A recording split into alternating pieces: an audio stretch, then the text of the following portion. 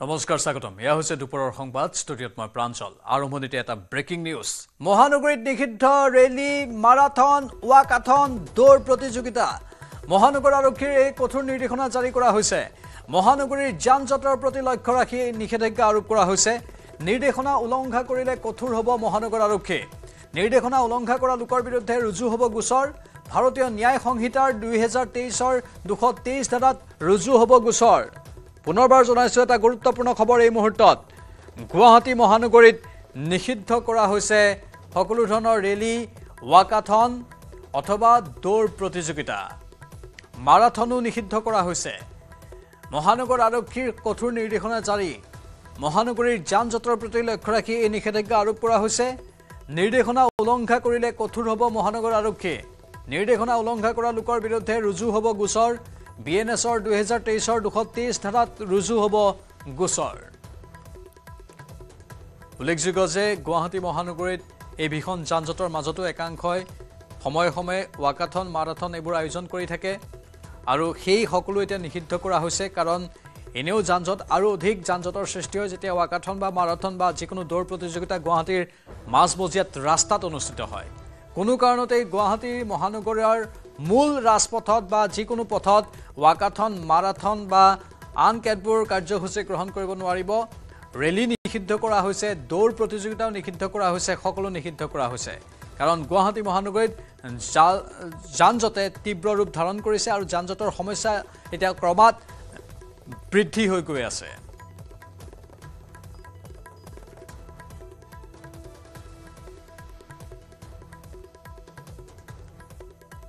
মহানগৰ আৰক্ষীয়ে এক জাননীৰ জৰিয়তে এই কঠোৰ নিৰ্দেশনা জাৰি কৰিছে মহানগৰীৰ যান-জঁটৰ প্ৰতি লক্ষ্য ৰাখি এই নিষেধাজ্ঞা আৰোপ কৰা হৈছে নিৰ্দেশনা উলংঘা কৰিলে কঠোৰ হ'ব মহানগৰ আৰক্ষী আৰু ভাৰতীয় ন্যায় সংহিতাৰ অধীনত গোচৰ ৰুজু কৰা হ'ব যি ব্যক্তিয়ে বা যি সমুদায়ে সেই নীতি নিয়মবোৰ উলংঘা কৰে মুঠতে এটা কঠোৰ নিয়ম মহানগৰ আৰক্ষীৰ তৰফৰ পৰা এই কথা ঘোষণা কৰা হৈছে যাতে কোনেও এই নিয়ম উলংঘা নকৰে নিষিদ্ধ হৈছে গুৱাহাটী মহানগৰীত এতিয়া ৰেলী মাৰাথন ৱাকাথন আৰু দৌৰ প্ৰতিযোগিতা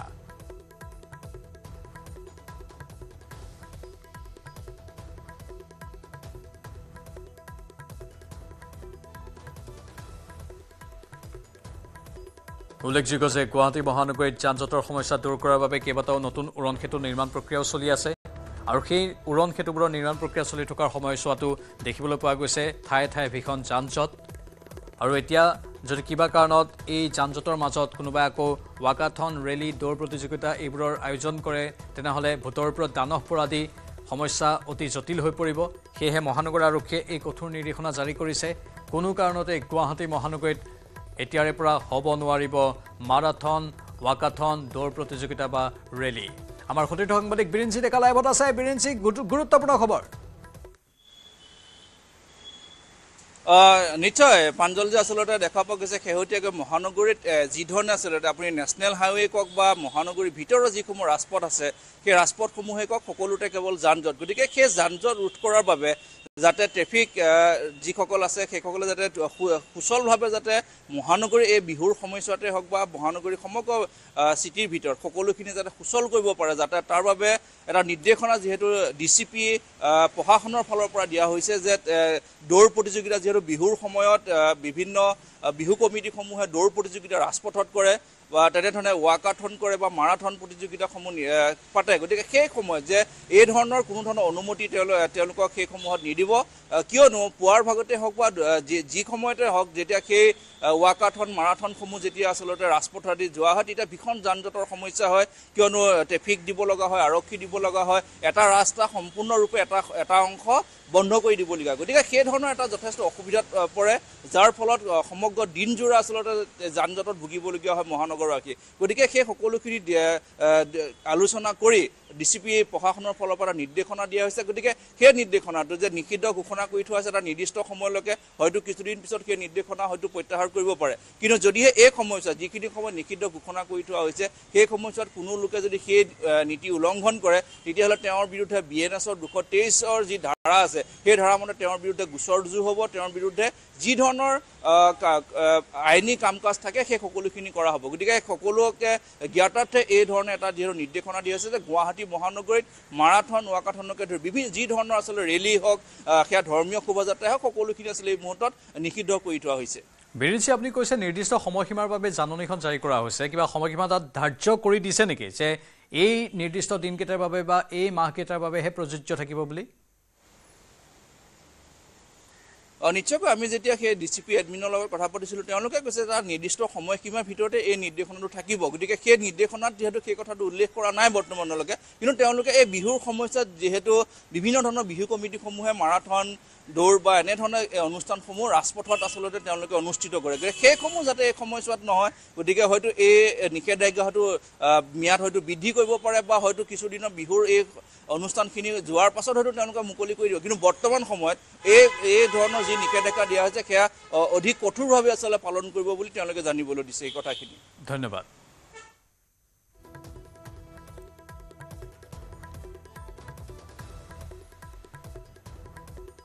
অসমত প্ৰায় 40% মুছলমান জনসংখ্যা থকাৰ পিছতো শান্তিপূৰ্ণ হৈ আছে ৱাকফ সংশোধনী আইনৰ বিৰুদ্ধে কেৱল 3 ঠাইত হৈছে বিচ্ছিন্ন প্ৰতিবাদ য'ত 150 প্ৰতিবাদকাৰীও অংশগ্ৰহণ কৰা নাই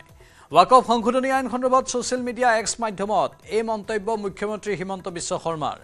ৰাজ্যৰ আইন শৃংখলা বৰ্তাই ৰখাৰ বাবে অসম আৰক্ষীক প্ৰশংসা মুখ্যমন্ত্ৰীৰ বৰ্তমান সমগ্ৰ অসমত বিভিন্ন জাতি ধৰ্ম তথা সম্প্ৰদায়ে একত্ৰিত হৈ উলহ মালহেৰে হেপাহৰ বহাগ বিহুক আদৰিবলৈ প্ৰস্তুতি চলাই আছে বুলিও এক্স মাধ্যমত লিখিলে মুখ্যমন্ত্ৰীগৰাকীয়ে ইফালে ৱাকফ সংশোধনী আইনক লৈ মুখ্যমন্ত্ৰীয়ে কৰা মন্তব্যক উভতি ধৰিলে AIUDFৰ বিধায়ক হাফিজ ৰফিকুল ইছলামে ৱাকফ আইনক লৈ অসমৰ মুছলমান সমাজ দুখিত বুলি মন্তব্য AIUDFৰ বিধায়কজনৰ ৱাকফ সংশোধনী আইনৰ বিৰুদ্ধে উচ্চতম ন্যায়ালয়ৰ দ্বাৰস্থ হোৱাৰ লগতে বিহুৰ পিছত প্ৰতিবাদৰ হুংকাৰ AIUDF বিধায়ক ৰফিকুল ইছলামৰ काला कानून है हम इसके खिलाफ शुरू से है अभी भी इसके खिलाफ है इसको सरकार वापस लेना चाहिए इस बिल को रिपील करना चाहिए सुप्रीम कोर्ट में ऑलरेडी बहुत सारे केसेस फाइल हुए हैं और हम लोग भी ऑल इंडिया जमीयत उलमा हिंद की तरफ से ऑलरेडी केस फाइल किया है तो मैं भी एक जमीयत का जनरल सेक्रेटरी हूँ स्टेट का तो इसी तरह हमारे आसाम के मुख्यमंत्री खुशफहमी में ना रहे कि हम आसाम के जितने मुसलमान हैं सब दुखी है इस बिल की वजह से आसाम के सब मुसलमान चाहते हैं ये बिल रिपील हो मुसलमान के वक्फ के ज़मीन को बीजेपी छीन रहा है इसको नहीं होना चाहिए नहीं होने देंगे हम लोग कानूनी लड़ाई भी सुप्रीम कोर्ट में लड़ेंगे और हम लोग ये प्रोटेस्ट भी करेंगे डेमोक्रेटिक तरीके से চন্দ্ৰপুৰৰ কলং নৈত এটা শোকাবহ ঘটনা সংঘটিত হ'ল কলঙত সন্ধানহীন একেটা পৰিয়ালৰে 3জন নৈত গা ধুবলৈ গৈ 2 কন্যাসহ মাতৃ সন্ধানহীন হয় 2 কন্যাসহ নিখোজ গোলাপী দেৱী কলঙত নিখোজ পংকিতা কুমাৰী নীলাক্ষী কুমাৰী প্ৰথম অৱস্থাত নৈত উটি গৈছিল পংকিতা কুমাৰী পংকিতাক উদ্ধাৰৰ বাবে নামিছিল মাতৃ আৰু জ্যেষ্ঠ ভগ্নী পংকিতাক উদ্ধাৰ কৰিবলৈ যোৱাৰ সময়তে অঘটন সংঘটিত হ'ল চন্দ্ৰপুৰৰ পাৱাৰ হাউচত এই অতি দুখজনক ঘটনাটো সংঘটিত হৈছে কি ঘটিছে মই মানে শুনা পাইছোঁ যে ইয়াতে বোলে মানুহ ডুবিছে আমাৰ বাইদেউ ইয়াতে আহা বুলি গম পাইছোঁ সেইকাৰণে দৌৰি আহিলোঁ কেইজন 3জন কি কৰিব আহিছিলে কাপোৰ ধুব আহিছিল কোন কোন হয় তেওঁলোক মোৰ বাইদেউ হয় ডাঙৰ হেৰিটো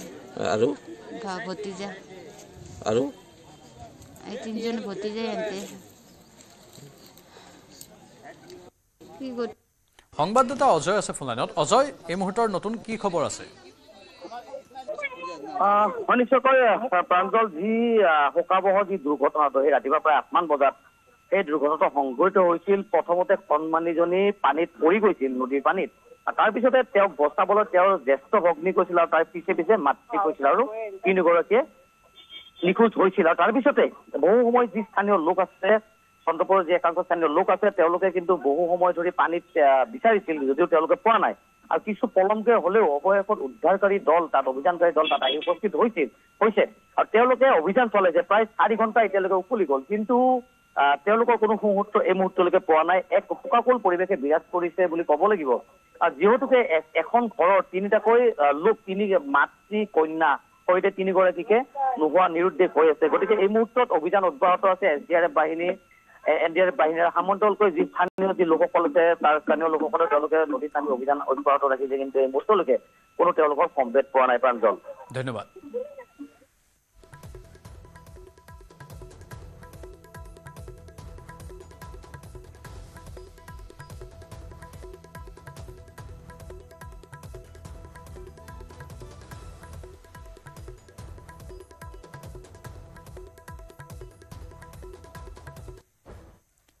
ডিফু বজাৰত মেচিনেৰে বোৱা পাৱাৰলুমৰ গামোচাৰ বিৰুদ্ধে প্ৰশাসনৰ অভিযান হস্ততাঁত বস্ত্ৰশিল্প বিভাগৰ এটা দলে অভিযান চলাই জব্দ কৰে বৃহৎ পৰিমাণৰ গামোচা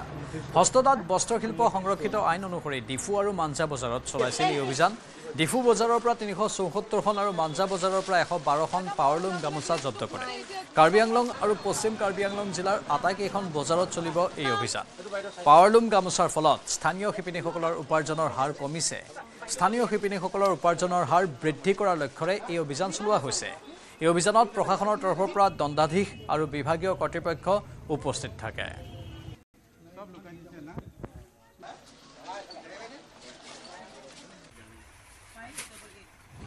আমি প্ৰথমে ডিফুট কৰিছিলোঁ ডিফুট আমি 7টা ষ্ট'ৰত গ'লোঁ 7টা ষ্ট'ৰত আমি টোটেল 74 পাইছোঁ আৰু ইয়াত মাঞ্জাত আমি 5টা ষ্ট'ৰত গ'লোঁ যাৰ পৰা আমি 112 ওলাব পাইছোঁ একচুৱেলি পাৱাৰলুম যিখিনি আমাৰ হয় পাৱাৰলুমৰ পৰা যিখিনি আমাৰ গামোচা প্ৰডাকশ্যন হয় সেইখিনি আমি মানে চিজ কৰি আছোঁ যিখিনি হাতেৰে বোৱা গামোচাবিলাক এইবিলাক বিক্ৰী কৰিব পাৰিব এবাৰ জুনাইত আছু নেতাক প্ৰহাৰ আৰক্ষী বিষয়াৰ আছু নেতাক প্ৰহাৰক কেন্দ্ৰ কৰি উত্তপ্ত পৰিস্থিতি জুনাই আঞ্চলিক ছাত্ৰ সন্থাৰ উপদেষ্টা চন্দ্ৰকান্ত বৰুৱাক প্ৰহাৰ নিশা মন্দিৰৰ সন্মুখৰ পৰা উঠাই নি প্ৰহাৰ ছাত্ৰ নেতাজনক জুনাই মহকুমা আৰক্ষী বিষয়া সূৰ্যকান্ত মৰাঙৰ বিৰুদ্ধে অভিযোগ উত্থাপন হৈছে আৰক্ষী বিষয়াৰ আক্ৰমণত আহত হৈছে আছু নেতা আৰক্ষী বিষয়াগৰাকীৰ বিৰুদ্ধে গুণ্ডাগিৰিৰ অভিযোগ উত্থাপন হৈছে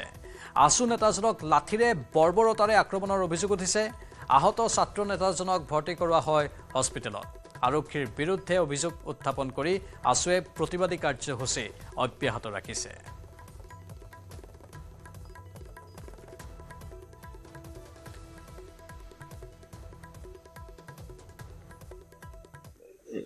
মন্দিৰত ৰখি আছিলোঁ আমি দুজন লগৰ আছিলোঁ দুজন লগৰ 10:30 11টা এনেকুৱা হ'ব তাৰ বহি থাকোঁতে SDPO ছাৰৰ গাড়ীখন মানে আহি কিনে আমাক মানে ফুটপোষ্ট নাই মানে ডাইৰেক্ট মানে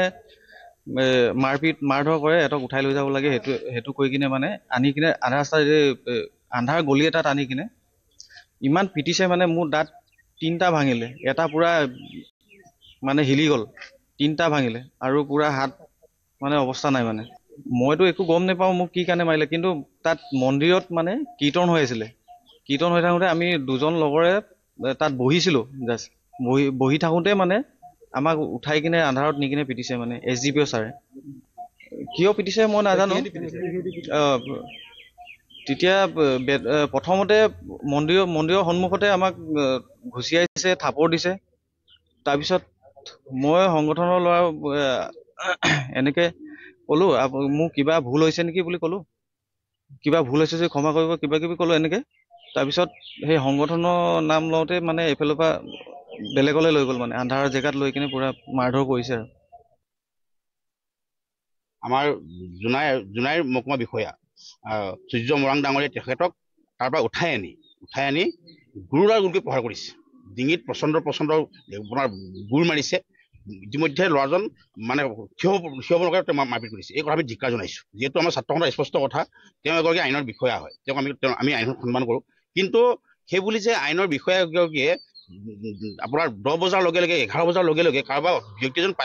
পোৱাৰ লগে লগে যি ধৰণৰ মাৰপিট কৰিলে তাত দুৰ্ভাগ্যজনক কথা কোনো পধ্যে গ্ৰহণযোগ্য কথা নহয় তাৰ কাৰণে আমি ছাত্ৰ সন্থাৰ স্পষ্ট কথা ইয়াক আমাৰ এটা উচিত ব্যৱস্থা লাগিব ইতিমধ্যে চন্দ্ৰকান্ত বৰুৱাক আমি ডিব্ৰুগড়লৈ প্ৰশাসনে তেওঁক মেডিকেললৈ চিকিৎসা প্ৰেৰণ কৰিছে দুৰ্ভাগ্যজনক কথাটো যে এইটো যদি কিবা ভুল আছে আমাৰ কথা হ'ল যে যদি কিবা ভুল আছিল তেখেতক আনি প্ৰশাসনৰ ব্যক্তি হিচাপে থানাত ৰখাটো তেওঁলোকৰ দায়িত্ব আছিল কিন্তু তেওঁলোকে কেমেৰাৰ পৰা আঁতৰাই জংঘলত সুমিয়াই ড্ৰেনৰ ভিতৰত সুমিয়াই মাথাটো সুমিয়াই গুড়াগুড়িকৈ প্ৰহাৰ কৰিছে ইতিমধ্যে জানিব পাৰিছো যে এই চন্দ্ৰকান্তৰ মৰাং আমাৰ সূৰ্য মৰাং যিজন আমাৰ SDPO তেওঁ নিচাত আছিল খোৱাহতত আছিল তাৰ কাৰণে ইয়াত এটা উচিত ব্যৱস্থা লাগিব ইতিমধ্যে আমি জিলাৰ অধ্যক্ষ মহোদয়ক আমি জনাইছো এই বিষয়ে ইতিমধ্যে তেওঁৰ পৰা আমি গোচৰটো দিছো আমাৰ ছাত্ৰসন্থাৰ স্পষ্ট কথা এই কথাখিনি সহ্য কৰা নহ'ব দুজনে বহি আছিলোঁ তাৰপিছত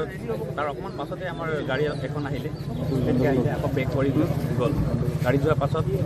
তাৰপৰা আমাক মাতিলে আমি ইমান শুনি নাপালোঁ কোনে মাতিলে বুলি তাৰপিছত অকণমান পাছত পুলিচ আমাৰ আৰক্ষী বিষয়াসকল ওলাই আহিলে আমাক মাতিলে তোমালোকে শুনি পোৱা নাই মাতিছোঁ বুলি ক'লে তাৰপিছত আমি ওলাই গ'লোঁ ছাৰ কি হ'ল বুলি কৈছোঁ তোমালোকে কি কৰি আছে ইয়াত বুলি ক'লে আমি ছাৰ এনেই মন্দিৰত ঘূৰি আছোঁ আমাৰ লগৰীয়া কেইটামান আহি আছে তাৰ কাৰণে আমি ৰৈ আছোঁ বুলি ক'লোঁ তোমালোকে ইমান ৰাতিয়ে বহি তোমালোকে চোৰ নেকি বুলি ক'লে আমি ক'লোঁ নহয় ছাৰ আমি চোৰ নহয় মোৰ লগৰীয়া চন্দ্ৰকান্ত বৰুৱাই ক'লে ছাৰ এনেকুৱা নক'ব আমি চোৰ নহয় বুলি কওঁতে আমাৰ SDPO ছাৰে দুদিন থাপৰ মাৰি দিয়ে দুদিন থাপৰ মৰাৰ লগে লগে ইয়াক ধৰ বুলি কৈ মেলি গাড়ীত উঠাই মেলি লৈ আহিলে লৈ অহাৰ পাছত আমাৰ জাষ্ট এই সন্ধানমন্দিৰ পাৰ হৈ আহিলোঁ ইফালে আমাৰ ষ্টেট বেংক ইফালে যোৱা এই টাৰ্ণিঙত এই আমাৰ কিবাত তাক গাড়ীৰ পৰা ৰখাই নমাই খালত মানে গিৰাই মেলি কৰাই মেলি বহুত বেয়াকৈ আঘাতকৈ মাৰিছে দুটা তিনিটা দাঁত দুটা দাঁত ভাঙিছে এটা দাঁত ফলি গ'ল আৰু এনেকুৱা ডিঙিটো বহুত বেয়াকৈ আঘাত পাইছে আৰু লগতে মই আছোঁ আৰু আমি ছাৰক আমাৰ এই চন্দ্ৰকান্ত বৰুৱাক আমি উঠাবলৈ গৈছোঁ ছাৰে আমাক ওচৰত যাবও দিয়া নাই তোমাকো মাৰি কিবা কৰিম হেন কৈছে আৰু লগতে মই ছাৰক ক'লোঁ ছাৰ মই এনেকুৱা গোৰ্খা সম্প্ৰদায় মই এবাৰ AGS পদত কিবা নিৰ্বাচিত হৈছোঁ নতুন কমিটি আৰু সি লগত সি আমাৰ বাৰিজনে আঞ্চলিক ছাত্ৰ সন্থাৰ আগৰ প্ৰাক্তন ছেক্ৰেটাৰী আছিলে আৰু এতিয়া ইতিমধ্যে সি VP নে কিবা এটা ছাত্ৰ সংগঠন কৰি আছে বুলিও জনালোঁ তাৰপিছত আৰুৱে মাৰিছে ছাৰে একো কিবাই দিয়া নাই কি সংগঠন এনেকুৱা বুলি আৰু কিবা ক'লে আজিলৈকে মই এনেকুৱা দেখাও নাই বেলেগে এনেকুৱা আৰক্ষী কোনোবাই যে এনেকুৱা মাৰে বুলি দেখা নাই মই চাই মেলি অবাক মানে মোৰ মুখৰ পৰা মাতো ওলোৱা নাই মই লৰচৰ কৰিব পৰা নাই আমি এটা কথা ক'ব বিচাৰিছোঁ যে মব লিঞ্চিঙৰ বিৰুদ্ধে যি সময়ত আচলতে অসম চৰকাৰ তথা পুলিচ প্ৰশাসনে বিভিন্ন ধৰণে মাত মাতি আহিছে সেই সময়তে আচলতে দলবদ্ধভাৱে এগৰাকী সংগঠকক কেনেধৰণে আচলতে আক্ৰমণ কৰিব পাৰে ই কেনেধৰণে আচলতে গ্ৰহণযোগ্য কথা হ'ব পাৰে আমি আহ্বান জনাইছোঁ জাতীয়তাবাদী যুৱ ছাত্ৰ পৰিষদৰ তৰফৰ পৰা সদৌ অসম ছাত্ৰ সন্থাৰ জাতীয়তাবাদী যুৱ ছাত্ৰ পৰিষদে ইতিমধ্যে ইয়াৰ ওপৰত মেমৰেণ্ডাম দাখিল কৰাৰ চিন্তা চৰ্চা কৰিছে তেখেতৰ ঘৰৰ পৰা আচলতে কেছ দিছে মহকুমা আঞ্চলিক ছাত্ৰ সন্থাৰ পেডত কেছ দিছে তাৰপিছত আমি 10 ঘণ্টা সময় বান্ধি দিছোঁ এই সূৰ্যকান্ত মৰাং নামৰ যিগৰাকী আচলতে ইয়াৰে SDPO আছে তেখেতৰ ওপৰত আইনীভাৱে কঠোৰতম ব্যৱস্থা গ্ৰহণ কৰিব লাগিব অন্যথা কিন্তু জাতীয়তাবাদী যুৱ ছাত্ৰ পৰিষদে হওক সদৌ অসম ছাত্ৰ সন্থাই হওক কোনো ক্ষেত্ৰতে বহি নাথাকিব তেখেতসকলে আচলতে সংগঠকসকলক এনেধৰণে আচলতে ভয় ভীতি দি পেলাই আমাৰ যিবিলাক কাৰ্যসূচী যি আচলতে জনবিৰোধী কাৰ্যসূচীত তেখেতসকল লিপ্ত আছে এই কথাটো আচলতে এক দুৰ্ভাগ্যৰ বিষয়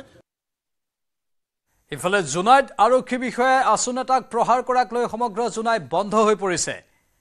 এয়া জোনাইৰ পৰিৱেশ এনেধৰণে এজন আৰক্ষী বিষয়াৰ গুণ্ডাগিৰিক লৈ সকলোৱে ক্ষোভ উজাৰিছে আৰু স্বতঃস্ফূৰ্তভাৱে দোকান পোহাৰবোৰ বন্ধ হৈ পৰা পৰিলক্ষিত হৈছে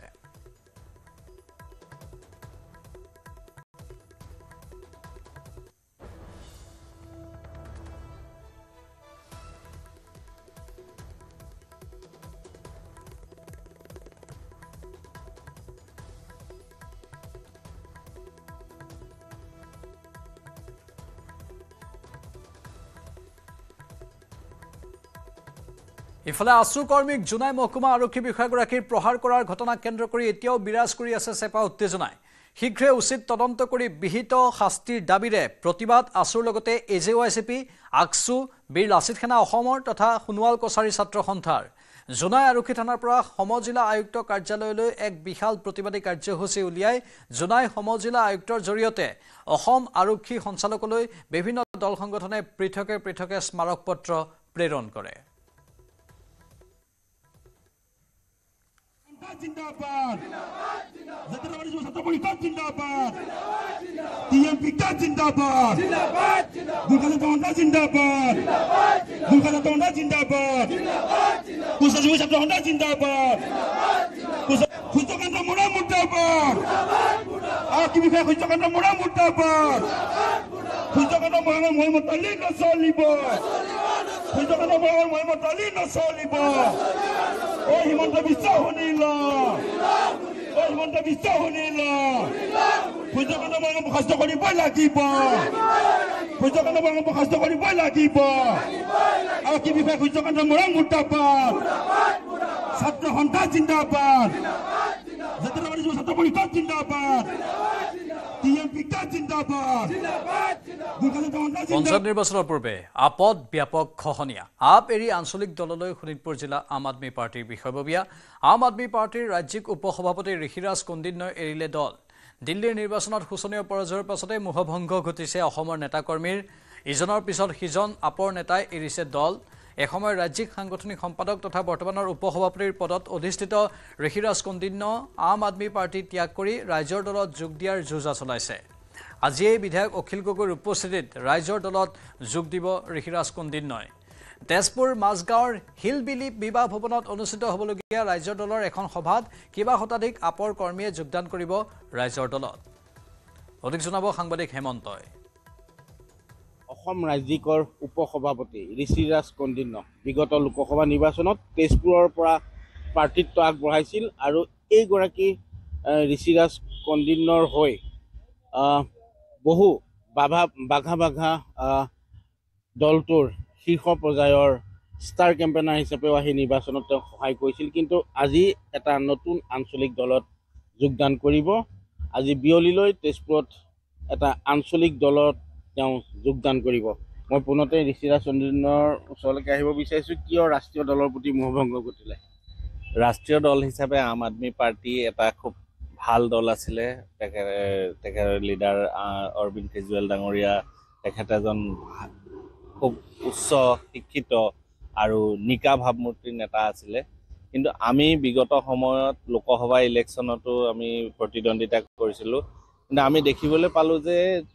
ৰাষ্ট্ৰীয় নেতৃত্বৰ অসমৰ প্ৰতি কৰা অৱহেলা ৰাষ্ট্ৰীয় নেতৃত্বই অৱহেলা কৰাৰ বাবে আমি দলটোত থাকিও একো কৰিব পৰা নাছিলোঁ ৰাষ্ট্ৰীয় নেতৃত্বই অসমৰ ফালে কোনো গুৰুত্বই নিদিয়ে ইয়াত এজন প্ৰভাৰী আছে ৰাজ্যিক নৰ্থ ইষ্টৰ প্ৰভাৰী আছে তেখেতৰ বাহিৰে বাকী কোনো নেতৃত্বৰ মানুহে আহি আমাক কোনো ধৰণৰ সহায় সুবিধা নকৰে আনকি দলীয় যিখিনি বস্তু দৰকাৰ হয় আমাক দলটো চলাবৰ বাবে আনুষাংগিক বস্তুখিনি যিখিনি দৰকাৰ হয় সেইখিনিৰ বাবে অসুবিধাত পৰা গৈছে এনেকুৱা এটা পৰ্যায় পাইছেগে যে দলটোৰ যিটো ভাড়া লোৱা অফিচ গুৱাহাটীত তাৰ মালিকে ঘৰটো খালী কৰিবলৈও আমাক মানে অনুশাসনমূলক ব্যৱস্থা ল'ম পুলিচৰ ওচৰত যাম বুলি ধমকি দিছে গতিকে তেনেকুৱা এটা অৱস্থাত থকা দলটোক ৰাষ্ট্ৰীয় নেতৃত্বই যদি নাচায় তেনেকুৱা সময়ত আমি এই দলটোৰ প্ৰতি আমাৰ মোহভংগ হৈছে আৰু আমি এই দল ত্যাগ কৰিবলৈ ওলাইছোঁ যিহেতু আজি আপুনি এটা আঞ্চলিক দলত নতুন খোজ দিব আমি জানিব বিচাৰিম সেই দলটোৰ সম্বন্ধে এতিয়া অসমত এজন ৰাজনৈতিক নেতা আছে যিজনে সকলো ৰাইজৰ হৈ মাত মাতি আছে অখিল গগৈ ডাঙৰীয়াৰ লগত আমাৰ যোগাযোগ চলি আছিলে আৰু আমাক সন্মুখৰ পৰা নেতৃত্ব দিয়া এজন নেতা লাগে গতিকে সন্মুখৰ পৰা নেতৃত্ব দিয়া নেতা বৰ্তমান আমি অখিল গগৈ বাহিৰে বেলেগ এজন বিচাৰি পোৱা নাই আৰু অখিল গগৈ ডাঙৰীয়াৰ লগত আমি তেখেতক জোৰ দিবৰ বাবেই আজি তেখেতৰ দলত যোগদান কৰিবলৈ সাজু হৈছোঁ মোৰ লগতে সমূহ জিলাৰ বিষয়ববীয়াকে ধৰি জিলা সভাপতিকে ধৰি সমূহ বিষয়ববীয়া আপ অসমৰ সকলোৱে যোগদান কৰিব মানে আপ শোণিতপুৰত নিশেষ হ'ব দল এটা কেতিয়াও নিশেষ হৈ নাযায় মানুহৰ অন্তৰত থাকিব কিন্তু বিষয়ববীয়াসকল সকলো ওলাই আহিব এয়া আছিল ঋষিৰাজ কন্দিন্য আৰু ইতিমধ্যে তেখেতে পদত্যাগ পত্ৰ ৰাষ্ট্ৰীয় পৰ্যায়লৈ তেওঁ প্ৰেৰণ কৰিছে আৰু আজি কেইবাটাও কাৰ্যসূচী আছে অখিল গগৈ ৰাইজৰ দলৰ তেজপুৰত বিয়লি এক বিশেষ অনুষ্ঠানত ঋষিৰাজ কন্দিন্যই আনুষ্ঠানিকভাৱে যোগদান কৰিব পঞ্চায়ত নিৰ্বাচনক কেন্দ্ৰ কৰি কংগ্ৰেছ দলত ব্যাপক ধনৰ লেনদেনৰ অভিযোগ উত্থাপন হৈছে কেইবাখনো জিলাত পঞ্চায়ত নিৰ্বাচনৰ বিভিন্ন পদবীত প্ৰতিদ্বন্দ্বিতা কৰা প্ৰাৰ্থীসকলৰ পৰা বৃহৎ ধনৰ লেনদেনেৰে টিকট প্ৰদান কৰাৰ অভিযোগ উত্থাপন হৈছে হাইলাকান্দি শ্ৰীভূমি ধুবুৰী জিলাৰ পাছত এইবাৰ নগাঁৱত টিকটৰ নামত ধন লোৱাৰ অভিযোগ উত্থাপন হৈছে নগাঁৱত এটা টিকটৰ দাম উঠিছে 3 পৰা 17 লাখ টকালৈকে জিলা কংগ্ৰেছৰ হাতত টিকট দিয়াৰ কৰ্তৃত্ব প্ৰদান কৰাৰ পাছতেই ব্যাপক খেলিমেলিৰ অভিযোগ উত্থাপন হৈছে বিশেষকৈ নগাঁও জিলাত ৱাৰ্ড মেম্বাৰৰ টিকটৰ দাম ন্যূনতম 3 লাখৰ পৰা জিলা পৰিষদৰ সদস্যৰ পদবীলৈ 17 লাখ টকালৈকে লোৱাৰ অভিযোগ উঠিছে এইফালে ধনৰ বিনিময়ত টিকট দিয়াক লৈ বিৰোধী দলপতি দেৱব্ৰত শইকীয়ালৈ পত্ৰ প্ৰেৰণ কৰিছে বিধায়ক সোভান আলী চৰকাৰে পত্ৰ দিছে ধুবুৰী জিলা কংগ্ৰেছৰ সভাপতি আব্দুৰ জামানে বৃহৎ ধনৰ বিনিময়ত প্ৰতিগৰাকী প্ৰাৰ্থীৰ পৰা ধন সংগ্ৰহ কৰাৰ অভিযোগ দিছে পত্ৰখনত। সাংসদ ৰকিবুল হুছেইনৰ অতি ঘনিষ্ঠ আব্দুৰ জামানে ৰকিবুল হুছেইনৰ বিৰুদ্ধেও ধন লোৱাৰ অভিযোগ দিছে। আমাৰ জ্যেষ্ঠ সাংবাদিক নিৰুৎপল বৰা আছে লাইভত। নিৰুৎপল, গুৰুত্বপূৰ্ণ খবৰ। নিশ্চয় নিশ্চয় প্ৰাঞ্জল, যি পঞ্চায়ত নিৰ্বাচনত কংগ্ৰেছে এক ধন ঘটনাৰ আহিলা হিচাপে লৈছে নেকি সেই প্ৰশ্নৰ সৃষ্টি হৈছে। আনকি অসম প্ৰদেশ কংগ্ৰেছৰ এগৰাকী জিলা যি সভাপতিৰ ওচৰত ৰাষ্ট্ৰীয় যুৱ কংগ্ৰেছৰ সভাপতিৰ কোনো মূল্য নাইকিয়া হৈছে। ৰাষ্ট্ৰীয় যুৱ কংগ্ৰেছৰ সভাপতি উদয় ভানু সিঙে অসমৰ জিলা পৰিষদত যি 420খন যি আসন আছে কংগ্ৰেছৰ, যি অসমৰ জিলা পৰিষদত যি 420খন আসনত ভিতৰত মাত্ৰ 27খন আসনত কংগ্ৰেছৰ প্ৰাৰ্থী যুৱ কংগ্ৰেছৰ যি নেতাক প্ৰাৰ্থিত্ব দিয়াৰ বাবে এখন পত্ৰ প্ৰেৰণ কৰিছিলে। কিন্তু উদয় ভানু সিঙৰ কোনো ধৰণৰ কথাৰ গুৰুত্ব দিয়া নহ'ল। এগৰাকী যুৱ কংগ্ৰেছৰ নেতাক প্ৰাৰ্থিত্ব প্ৰদান কৰা হোৱা নাই। আনকি নগাঁৱৰ যি ধিং সমষ্টিৰ লহকৰ জিলা পৰিষদৰ বাবে যি তফিকুল জামান চৌধুৰী নামৰ এগৰাকী যুৱ কংগ্ৰেছৰ সাধাৰণ সম্পাদক, যিগৰাকী সৰ্বাধিক ভোট পাই পেলাই যুৱ কংগ্ৰেছৰ সাধাৰণ সম্পাদক হৈছিলে, তফিকুল জামান চৌধুৰীক টিকট দিবলৈ শেষ মুহূৰ্তত উদয় ভানু সিঙে নিজে ফোন কৰিছিলে নগাঁৱৰ জিলা কংগ্ৰেছৰ যিগৰাকী সভাপতি প্ৰশান্ত কুমাৰ শইকীয়া। তাৰ পিছতো তেওঁ কোনো ধৰণৰ গুৰুত্ব প্ৰদান নকৰিলে। বাবুল হুছেইন নামৰ এগৰাকী নেতাক টিকট প্ৰদান কৰিলে, যিগৰাকীয়ে মাত্ৰ এমাহ পূৰ্বে চেন্নাইৰ পৰা আহি পেলাই কংগ্ৰেছত যোগদান কৰিছে। কংগ্ৰেছত বৰ্তমান টিকটৰ দাম 3 লাখৰ পৰা 17 লাখলৈ উঠিছে। 3 লাখ, আপুনি কোৱাৰ দৰে ৱাৰ্ড মেম্বাৰৰ টিকটৰ দাম 3 লাখ, আঞ্চলিক পঞ্চায়ত 5 লাখ, জিলা পৰিষদ 10 লাখ, যদি পাৰ্টি বেছি থাকে তেতিয়াহ'লে 15 লাখ আৰু সৰ্বাধিক 17 লাখলৈকে দাম উঠিছে।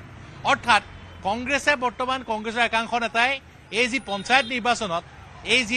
নিৰ্বাচনত টিকট প্ৰদান কৰি পেলাই ধন ঘটিম বুলি ভাবিছে। ইয়াৰ বিপৰীতে ৰুষ্ট হৈছে একাংশ নেতৃত্ব। নগাঁও জিলা NSR সভাপতি পল্লৱজ্যোতি নাথ তেওঁ টিকট বিচাৰিছিলে জিলা পৰিষদৰ বাবে, তেওঁ গুৰুত্ব প্ৰদান কৰা নহ'ল। যুৱ কংগ্ৰেছৰ সাধাৰণ সম্পাদক তফিকুল জামান চৌধুৰী, অসমৰ যি প্ৰদেশ যুৱ কংগ্ৰেছৰ সাধাৰণ সম্পাদক, তেওঁ ধিঙৰ লহকৰৰ পৰা টিকট বিচাৰিছিল, তেওঁক গুৰুত্ব প্ৰদান কৰা নহ'ল, তেওঁৰ টিকট কৰ্তন কৰা হৈছে। গতিকে বৰ্তমান কংগ্ৰেছত ধন দিলেহে টিকেট পাই, এই কথা চৰ্চিত হৈছে। আনকি আমি যোৱাকালি এটা বাতৰি সম্প্ৰচাৰ কৰিছিলোঁ, নগাঁও জিলা আয়ুক্তৰ কাৰ্যালয়ত যে মুকলিকৈ সংঘাতত লিপ্ত হৈছিলে শিৱামণি বৰাৰ সমৰ্থক আৰু প্ৰদ্যুৎ বৰদলৈৰ সমৰ্থক, আৰু অশ্লীল গালি গালাজ অভব্য আচৰণ কৰি পেলাই সমগ্ৰ যি জিলা আয়ুক্তৰ কাৰ্যালয়ৰ পৰিৱেশ বিনষ্ট কৰিছিলে। কংগ্ৰেছৰ মাজত যি কাজিয়া সেয়া বৰ্তমান লুকাই থকা নাই, সেয়া যি দেখিবলৈ পোৱা গৈছে যে ৰাজহুৱাকৈ কাজিয়া হৈছে। আৰু এইটো দলে 2026ত কিদৰে আন বিৰোধী দলক নেতৃত্ব দিব সেই প্ৰশ্নৰ বৰ্তমান সৃষ্টি হৈছে। মানে নিৰুৎপল, এতিয়া কথাটো এনেকুৱা হৈছে নিজৰ ঘৰৰ মানুহৰ পৰাই, মানে ককায়েকে ভায়েকৰ পৰা টকা খোৱাৰ নিচিনা হৈছে এতিয়া গোটেই কথাটো, যিটো কংগ্ৰেছত হৈ আছে। সেইকাৰণে দলটো বিপৰ্যস্ত হোৱা বুলি তেওঁলোকৰ নিজৰ দলৰে নেতাৰ আমি ভাষ্য শুনিবলৈ পাইছিলোঁ। আনকি এইবাৰ সৰ্বাধিক ভোট পোৱা ৰকিবুল হুছেইনৰ নামো আহিছে এই টকা সংগ্ৰহৰ প্ৰক্ৰিয়াত। নিশ্চয় ৰকিবুল হুছেইনৰ নাম আহিছে, প্ৰদ্যুৎ বৰদলৈৰ নাম আহিছে, সকলো নেতাৰ নাম আহিছে, শিৱামণি বৰাৰ নাম আহিছে। তেওঁলোকৰ সকলোৰে বিৰুদ্ধে অভিযোগ উত্থাপিত হৈছে। অৱশ্যে ৰকিবুল হুছেইন, প্ৰদ্যুৎ বৰদলৈ বা শিৱামণি বৰা কোনেও বৰ্তমানলৈকে কোনো প্ৰতিক্ৰিয়া প্ৰকাশ কৰা নাই। তেওঁলোকৰ প্ৰতিক্ৰিয়া প্ৰকাশ কৰাৰ পিছত সকলো কথা স্পষ্ট হ'ব। কিন্তু কংগ্ৰেছৰ টিকটৰ নামত টকা বিচৰাৰ ৰেকৰ্ডিঙো আমাৰ হাতত আহি পৰিছে। আমাৰ হাতত হয়, শুনি আছোঁ আমি, কৈ যাওক। নিশ্চয় সেয়া ৰেকৰ্ডিঙো আহি পৰিছে আৰু সেই সকলো বিষয় স্পষ্ট হ'ব। আৰু এটা কথা ক'ব লাগিব যে আজি আমি দেখিছোঁ যে পুৱাৰ পৰা কংগ্ৰেছৰ যিসকল নিষ্ঠাবান কৰ্মী মই দেখি আছিলোঁ, আমি ইমান দিনে যিহেতু নগাঁৱত আছিলোঁ, নগাঁৱত আমি বহু কংগ্ৰেছৰ নেতাই দেখিছোঁ যিসকলে বিজেপিৰ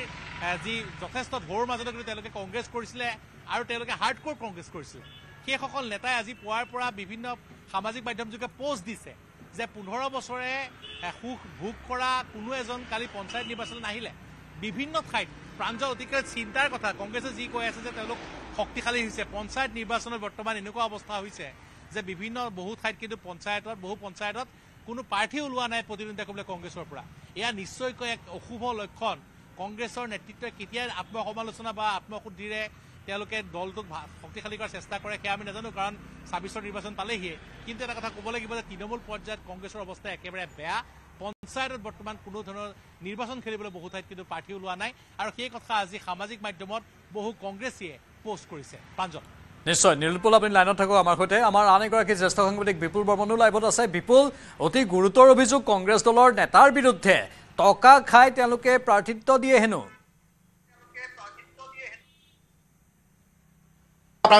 আমি যোৱাকালিও এটা বাতৰি ব্ৰেক কৰিছিলোঁ যে ধুবুৰী সমষ্টি আৰু গোৱালপাৰা সমষ্টিৰ হাইলাকান্দি সমষ্টি লগতে ছাবষ্টিটিউট হিচাপে আছিলে মৰিগাঁও সমষ্টিটো গতিকে এই প্ৰধানতঃ ধুবুৰী গোৱালপাৰা আৰু হাইলাকান্দি তাৰ যিকেইগৰাকী জিলা কংগ্ৰেছৰ সভাপতি তেওঁলোকৰ ক্ষমতা কৰ্তন হয়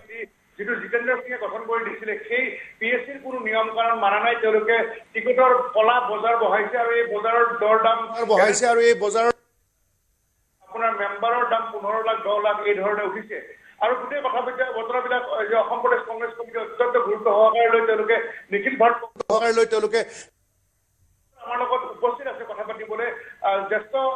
নেতা তথা প্ৰাক্তন সাংসদ RP শৰ্মা ডাঙৰীয়া দাদা এই যে আপোনালোকৰ এখন মুকলি কলা বজাৰ এখন বহিছে পঞ্চায়তৰ ZPC বা বিভিন্ন সদস্যৰ টিকট বিক্ৰীৰ নামত কি ক'ব হয় এইটো অভিযোগ আহিছে সিৰিয়াছ অভিযোগ আৰু আমি ইয়াৰ পৰাও আমাৰ ভূপেন বৰা ডাঙৰীয়া আমাৰ সভাপতিয়ে সিৰিয়াছলি লৈছে কথা আৰু তেওঁলোকক ক্ষমতা কৰ্তন কৰা হৈছে আৰু EICCলৈ এইটো অভিযোগ পত্ৰ যিমান আহিছে প্ৰেৰণ কৰা হৈছে আৰু তাৰ পৰা এপ্ৰুভাল আহিলে হয়তো তেওঁলোকক গুচাই দিব পাৰে ছাছপেণ্ডো কৰিব পাৰে আৰু তেওঁলোকক নিলম্বন কৰি হয়তো বেলেগক দায়িত্ব দিব পাৰে গতিকে ভূপেন বৰা ডাঙৰীয়া অলৰেডি ইনিচিয়েটিভ লৈছে পূৰা যোনে টকা পইচা লৈ টিকেট দিয়া অভিযোগ য'ৰ পৰা আহিছে বিশেষকৈ আপোনাৰ হাইলাকান্দি গোৱালপাৰা আৰু ধুবুৰী জিলাৰ পৰা আৰু মৰিগাঁও আণ্ডাৰ অবজাৰ্ভেশ্যন আছে আৰু হয়তো কেইটামান জিলা অবজাৰ্ভেশ্যনত ওলাব ভালকৈ তদন্ত কৰিলে এইটো হয়তো APCCয়ে কৰি আছে আৰু জ্যেষ্ঠ নেতাবিলাকে অলৰেডি তদন্ত হয়তো ভূপেন বৰা ডাঙৰীয়া ঘূৰিয়াই দিব হয় বিপুল সাংসদ ৰকিবুল হুছেইনৰ অতি ঘনিষ্ঠ আব্দুৰ জামানে ৰকিবুল হুছেইনৰ বিৰুদ্ধেও ধন লোৱাৰ অভিযোগ দিছে এই ক্ষেত্ৰত কি কয় RP শৰ্মাই যিগৰাকী জামান কথা ক'লে তেখেতে ধুবুৰী জিলাৰ সভাপতি আৰু বিভিন্ন সময়ত তেওঁ বহু ধৰণৰ অভিযোগ আছিলে যে তেওঁ সুৰামুক্ত অৱস্থাত আহি ধুবুৰী জিলা কংগ্ৰেছৰ কাৰ্যালয়ত বহে আৰু তেওঁ এই ধৰণে ধনৰ লেনদেন কৰি প্ৰাৰ্থিত্ব প্ৰদান কৰিছে কিন্তু ধুবুৰী সমষ্টিৰ সাংসদ যিহেতু ৰকিবুল হুছেইন গতিকে ৰকিবুল হুছেইনে ইয়াৰ উত্তৰ দিব লাগিব আৰু এই ক্ষেত্ৰতে কিছু সময় আগতে আমাৰ হাতত এটা সমষ্টি বিধায়ক ধুবুৰী জিলাতে পৰে সুভান আলী চৰকাৰ তেওঁ এইগৰাকী জামানৰ বিৰুদ্ধে গুৰুতৰ অভিযোগ বিৰোধী দলপতি দয়াবৰ শইকীয়ালৈকে প্ৰেৰণ কৰিছে দাদা এই অভিযোগটো আপোনালোকে নিশ্চয়কৈ পাইছে নাই APCCত পাইছে গতিকে তাতো একশ্যন ল'ব যিবিলাক মদ খাই আহি অফিচত বহে আৰু আমাৰ senior leader one of senior most leader আমাৰ ৰকিবুল হুছেইন ডাঙৰীয়া তেওঁ তাৰ খাংকতো 2-4 হাজাৰ ভোটে জয় হোৱা নাই 10 লাখ ভাৰততে ৰেকৰ্ড কৰি তেওঁৰ বিৰুদ্ধে যি কয় তেওঁৰ ওপৰত অৱশ্যে শাস্তিমূলক ব্যৱস্থা ল'বই APCCয়ে আৰু EICCও হয় দাদা এই যে আপোনাৰ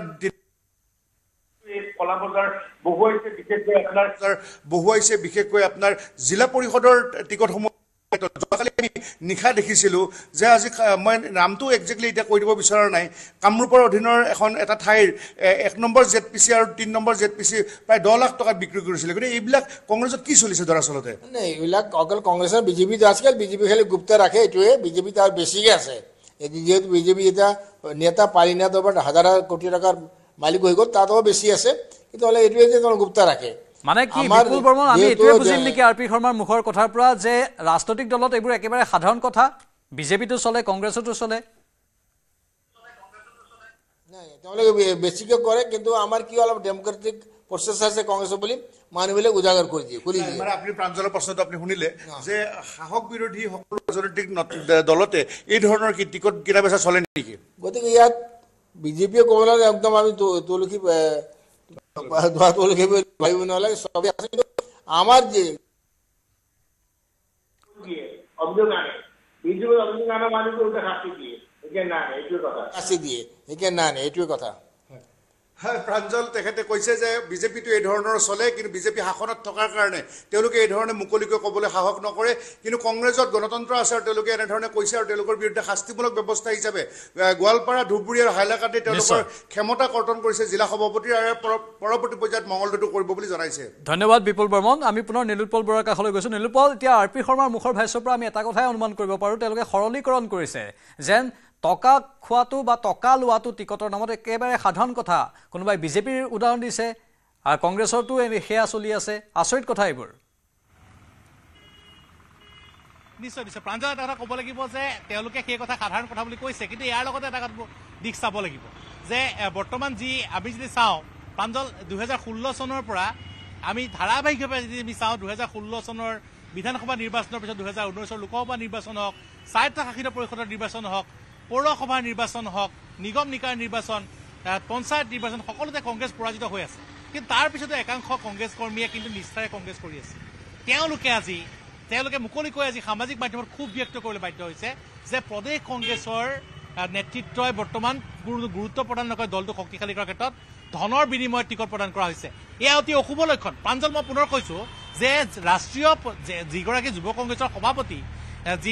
উদয় ভানু সিং, তেওঁ জিলা পৰ্যায়ৰ এগৰাকী কংগ্ৰেছৰ সভাপতিক ফোন কৰিলে, তেওঁৰ কথা যেতিয়া নামানে, দলটোৰ শৃংখলা কিমান নাইকিয়া হৈছে আপুনি চিন্তা কৰক। ইয়াৰ বিপৰীতে তেওঁ যিটো কথা কৈছে, RP শৰ্মাই কৈছে তেওঁ দীৰ্ঘদিনে বিজেপি কৰিছিলে, কিন্তু বিজেপিৰ শৃংখলা চাওক। বিজেপিৰ ৰাষ্ট্ৰীয় আৰু জিলা পৰ্যায়ৰ যিসকল তেওঁলোকৰ সভাপতি, তেওঁলোকৰ সম্পাদক, তেওঁলোকে নিজৰ আসনখনতো নবহে, অৰ্থাৎ তেওঁলোকে শৃংখলা কিন্তু অক্ষুণ্ণ ৰাখিছে। আমি নকওঁ যে বিজেপি সৎ, কংগ্ৰেছ সৎ, সেই বিষয়ে আমি নকওঁ, কিন্তু শৃংখলাত কিন্তু বিজেপি কংগ্ৰেছতকৈ বহুত ওপৰত। গতিকে তেওঁলোকে শৃংখলা ৰখা নাই। সেই কথাটো মূল কথাটো হ'ল যিটো বিষয়ত তেওঁলোকে বিষয়বোৰ অতি গুৰুত্ব সহকাৰে আলোচনা কৰিব লাগিছিল, সেই সময়ত বোকা চুতীয়া ৰাজনীতি খেলিছে যে বিজেপিটো হয়, বিজেপিত খালি সকলোৰে সন্মুখত ওলাই নাহে। RP শৰ্মাৰ কথাখিনিয়ে ধৰক, নেতৃত্বৰ এনেধৰণৰ কথা তেওঁলোকে অৰ্থাৎ এইটোকেই মান্যতা দিবলৈ চেষ্টা কৰিছে যে টিকটৰ নামত ৰাজনৈতিক দলত এনেধৰণৰ টকা লোৱাৰ প্ৰথা এটা চলি আছে। এইটো কেনেধৰণৰ কথা হ'ল? এইটো কোনো কাৰণতে মানিব নোৱাৰি। ৰাজনৈতিক দলে যদি টিকটৰ নামত যদি টকা দিয়ে, এইসকল জনপ্ৰতিনিধিয়ে পিছত জনতাৰ কাম কিমান কৰিব? পঞ্চায়তত গৈ পেলাই তেওঁলোকে দুৰ্নীতিত নিমজ্জিত হ'ব, দুৰ্নীতি নিমজ্জিত হৈ পেলাই পুনৰ কংগ্ৰেছক বদনাম কৰিব, পুনৰ দলটোৰ প্ৰতি ঘৃণা উপজিব। 15 বছৰ দলটোৱে কৰা ভুলৰ বাবে বৰ্তমান 10 বছৰ একেৰাহে প্ৰতিটো নিৰ্বাচন হাৰি থকা এটা দলে যদি পুনৰ ধনৰ বিনিময়ত টিকট দিবলৈ চায়, যদি নিষ্ঠাবান নিকা লোকক বাদ দি পেলাই ধনৰ বিনিময়ত টিকট দিবলৈ চায়, তেনেহ'লে দলটোৰ উদ্ধাৰ কেনেকৈ হ'ব? প্ৰাঞ্জল, নিশ্চয় 3 লাখ টকা দিলে, 10 লাখ টকা দিলে বা 17 লাখ টকা দিলে পুনৰ তেওঁলোকে জনপ্ৰতিনিধি হৈ সেই টকাখিনি উঠাবলৈ চেষ্টা কৰিব, অৰ্থাৎ তেওঁলোকৰ মাজত দুৰ্নীতি সোমাই পৰিব। আৰু সেইটোৱে কৰি আছে এই দলবোৰে। যদি সঁচা অৰ্থত কংগ্ৰেছৰ ভিতৰচোৱাত যিটো অভিযোগ উত্থাপন হৈছে, গুৰুতৰ অভিযোগ, আৰু তেওঁলোকে কৈছে যে আন দলবোৰেও কৰে, তেনেহ'লে স্বাভাৱিকতে ইয়াক গণতন্ত্ৰৰ বাবে এটা ভয়ংকৰ বাৰ্তা নিলোৎপল। নিশ্চয় নিশ্চয় প্ৰাঞ্জল, এয়া গণতন্ত্ৰৰ বাবে ভয়ংকৰ বাৰ্তাৰ লগতে এটা কথা ক'ব লাগিব যে পঞ্চায়ত নিৰ্বাচনত এইবাৰ তেওঁলোকে চেষ্টা কৰিব লাগিছিল। 2026ত সন্মুখত 26ৰ নিৰ্বাচন আহিছে, বিজেপি যথেষ্ট শক্তিশালী।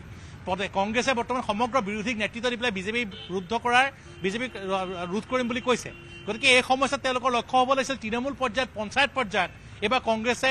পঞ্চায়তত সকলো পঞ্চায়ত দখল কৰি পেলাই তেওঁলোকে সেই ঠাইসমূহত এটা শক্তিশালী গণভোটী তৈয়াৰ কৰি পেলাই বিজেপিৰ বিৰুদ্ধে যুঁজিব লাগিছিলে। কিন্তু তাৰ বিপৰীতে তেওঁলোকে টিকট বিক্ৰী কৰিছে। পঞ্চায়ত নিৰ্বাচনটোক ধন ঘটাৰ আহিলা হিচাপে তেওঁলোকে ব্যৱহাৰ কৰিছে। বিভিন্ন প্ৰদেশ কংগ্ৰেছ, নগাঁও জিলা কংগ্ৰেছৰ বহু নেতাৰ অডিঅ' ৰেকৰ্ডিং আমাৰ হাতত আহি পৰিছে। অৱশ্যে এটা কথা ক'ব লাগিব, যিটো বাংলা ভাষাত আছে, গতিকে সেই ৰেকৰ্ডিংসমূহ বুজি পোৱাত কিছু অসুবিধা হ'ব, কিন্তু প্ৰমাণস্বৰূপে তেনে ৰেকৰ্ডিংসমূহ আছে, যিসমূহ ৰেকৰ্ডিঙত সম্পূৰ্ণ 7 পৰা 10 লাখ টকা বিচৰা হৈছে টিকটৰ বাবদ। গতিকে এই কথা বতৰাসমূহে কংগ্ৰেছত চলি থকা যি দুৰ্নীতি বা যি বৰ্তমান অৰাজকতা, তাক পুনৰ উদঙাই দেখুৱাইছে। আৰু প্ৰাঞ্জল, মই এইখিনিতে এটা কথা পুনৰ কৈছোঁ, আমি ইয়াৰ পূৰ্বে বহুকেইটা বাতৰি আমি প্ৰথমে ব্ৰেক কৰিছোঁ। মই পুনৰ আজি আমি জনাইছোঁ যে যুৱ কংগ্ৰেছৰ কেইবাগৰাকীও নেতাই শীঘ্ৰেই কংগ্ৰেছ ত্যাগ কৰিব। সেয়া পঞ্চায়ত নিৰ্বাচনৰ পূৰ্বে কৰে নে তাৰ পিছত কৰে আমি নাজানো, কিন্তু তেওঁলোকে ইতিমধ্যে বিজেপি নেতৃত্বৰ যোগাযোগ চলাইছে। টিকট বঞ্চিত হোৱাৰ পিছত আৰু তেওঁলোকৰ পচন্দৰ প্ৰাৰ্থী টিকট নোপোৱাৰ পিছত বা তেওঁলোক অৱহেলিত হোৱাৰ পিছত এই কথা বতৰাসমূহে পঞ্চায়ত নিৰ্বাচনৰ পিছত কিন্তু পুনৰ কংগ্ৰেছক ক্ষতিগ্ৰস্ত কৰিব। নিশ্চয় নিৰুপল, ধন্যবাদ জনাইছোঁ আপোনাক এইখিনি তথ্যৰ বাবে। ইফালে কংগ্ৰেছী সাংসদ প্ৰদ্যুৎ বৰদলৈ মিনাৰেল ৱাটাৰতকৈও শুদ্ধ। প্ৰদ্যুৎ বৰদলৈক তীব্ৰ কটাক্ষ মন্ত্ৰী পীযুষ হাজৰিকাৰ। প্ৰদ্যুৎ বৰদলৈয়ে নিজক সকলোতকৈ ক্লিনেষ্ট বুলি ভাবে বুলিও কটাক্ষ মন্ত্ৰীগৰাকীৰ। প্ৰদ্যুৎ বৰদলৈক আন্ধাৰৰ ৰজা আখ্যা দিলে মন্ত্ৰী পীযুষ হাজৰিকাই। ৰজলিন ফাৰুকী নামৰ এগৰাকী মহিলাৰ পৰা 20 লাখ টকা বিচৰাৰো অভিযোগ উত্থাপন হৈছে। আৰু পীযুষ হাজৰিকাই এতিয়া কটাক্ষ কৰিছে প্ৰদ্যুৎ বৰদলৈক এই বিষয়বোৰক লৈ। ৰাজনীতিত নিজক সকলোতকৈ ক্লিনেষ্ট বুলি ভাবা ব্যক্তিজনে হৈছে প্ৰদ্যুৎ বৰদলৈ। তেখেতে নিজক গংগাৰ পানীৰ দৰে পবিত্ৰ বুলি ভাবে। তেখেত মিনাৰেল ৱাটাৰতকৈ ওপৰত, কিন্তু তেখেতৰ বিৰুদ্ধে প্ৰসন্ন তৰুঙৰ আৰু তেখেতৰ পত্নীৰ হত্যাৰ অভিযোগ থাকে। তেখেতক অসমৰ মানুহে আন্ধাৰৰ ৰজা বুলি কয়। তেখেতৰ দিনতে অসমৰ গড় মাৰি গড় শেষ হ'ল সেই ব্যক্তিগৰাকীয়ে কিন্তু নিজে ভাবে তেখেতকৈ ক্লিন ব্যক্তি অসমত কোনো নাই তেখেত মই আকৌ কৈছো তেখেতে নিজকে গংগাৰ পানীৰ দৰে পবিত্ৰ বুলি ভাবে সেই ব্যক্তিগৰাকীৰ বিৰুদ্ধে এগৰাকী ৰজলিন ফাৰুকি বুলি যুৱতীয়ে 20 লাখ টকা নিজে ডিমাণ্ড কৰা বুলি কালি সংবাদ মাধ্যমৰ আগত স্পষ্টকৈ কৈছে আৰু যুৱতীগৰাকীয়ে কৈছে যে নিজে ফোন কৰি কৈছে ফোন ৰেকৰ্ডো আছে বুলি কৈছে গতিকে প্ৰদ্যুৎ বৰদলৈ আকৌ কৈছো তেখেতে সকলোতকৈ ক্লিনেষ্ট বুলি ভাবে সকলোতকৈ সফিষ্টিকেটেড বুলি ভাবে ইংলিছ স্পিকিং প্ৰদ্যুৎ বৰদলৈ ডাঙৰীয়া এনেকুৱা কাম কৰিব বুলি মানুহে হয়তো অলপ নাভাবিও কিন্তু কংগ্ৰেছ দলৰ এইটো হৈছে চৰিত্ৰ টিকট দি কংগ্ৰেছ দলে পইচা গোটোৱাটো কংগ্ৰেছ দলৰ আগৰ পৰা চৰিত্ৰ অকল লাহৰীঘাটৰ পৰা এই খবৰ অহা নাই ধুবুৰীৰ পৰা আহিছে গোৱালপাৰাৰ পৰা আহিছে প্ৰত্যেকখন জিলাৰ পৰাই বিশেষকৈ য'ত সংখ্যালঘু বসতি প্ৰধান অঞ্চলত